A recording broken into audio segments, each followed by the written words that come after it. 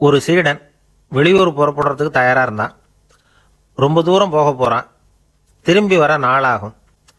புறப்படுறதுக்கான ஆயத்த வேலைகளில் ஈடுபட்டிருந்தான். அந்த சமயம் பார்த்து இன்னொரு சீடன் அவங்ககிட்ட வந்தான்.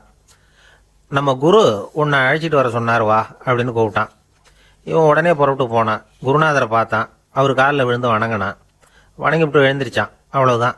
குரு ஏதாவது உபதேசம் பண்ணுவார்னு எதிர்பார்த்தான். ஆனால் நடந்தது என்ன தெரியுமா? குரு அவனுக்கு ஓங்கி ஒரு அடி கொடுத்தார். எதிர்பாராம இந்த அடியை வாங்கினதும் அந்த சீடன் அதிர்ந்து போயிட்டான். பக்கத்தில் இருந்த மற்ற சீடர்களும் திகைச்சு போய் நின்றுட்டாங்க. அடி வாங்கின சீடனுக்கு மனசுக்குள்ள குழப்பம். நாம என்ன தப்பு பண்ணணும்?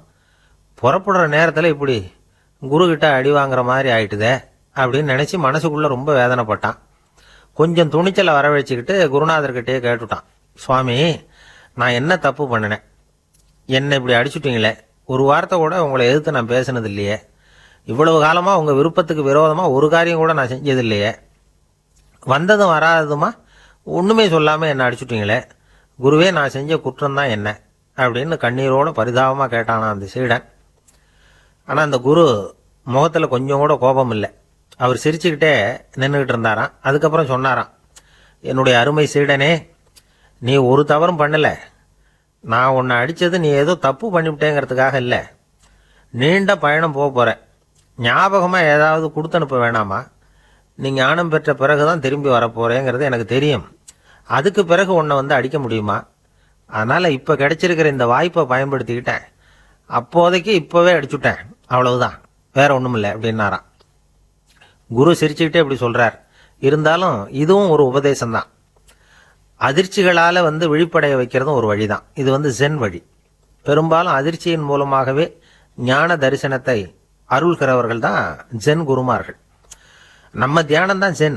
இந்தியாவிலிருந்து இது சீனாவுக்கு போய் கொஞ்சம் பேர் மாறி வளம் பெற்று ஜப்பான்ல ஜென் ஆகி வளர்ந்துருக்குது, அவ்வளவுதான். ஜென்கிறது தியானம். எதை நினைச்சும் தியானிக்கிறது இல்லை, எல்லாத்துலேயும் தியானம் இருக்கிறதா சொல்லுது ஜென். பேசுறது, இருக்கிறது, நடக்கிறது, சாப்பிட்றது, சிரிக்கிறது, தூங்குறது, தொழில் செய்கிறது அல்லது சும்மா இருக்கிறது எல்லாமே தியானம் தான். ஜென்கிறது ஒரு சுய தரிசனம். தன்னைத்தானே அடையாளம் கண்டுகொள்கிறது தான் அது. இல்லாத எதையும் தேடி கண்டுபிடிக்கிறது இல்லை. சென் மார்க்கத்தை பற்றி ஓஷோ என்ன சொல்றார் தெரியுமா? காணாமல் போன தன்னுடைய மூக்கு கண்ணாடி தன்னுடைய மூக்கின் மேல் இருப்பதை கண்டுகொள்வது போன்றது சென் அப்படிங்கிறார்.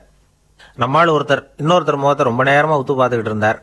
என்ன பாக்குறீங்கன்னாரு அவரு. நீங்க போட்டிருக்கீங்களே மூக்கு கண்ணாடி, அதை தான் பாக்குறேன்னாரு இவரு. நீங்க அப்படி பாக்கிறதுக்கு விசேஷ காரணம் ஏதாவது உண்டான்னு கேட்டார் இவர். உண்டுன்னார். என்னன்னு கேட்டார். நேத்திக்கு காணாம போன என்னோட மூக்கு கண்ணாடி அது அப்படின்னாராம் இவர்.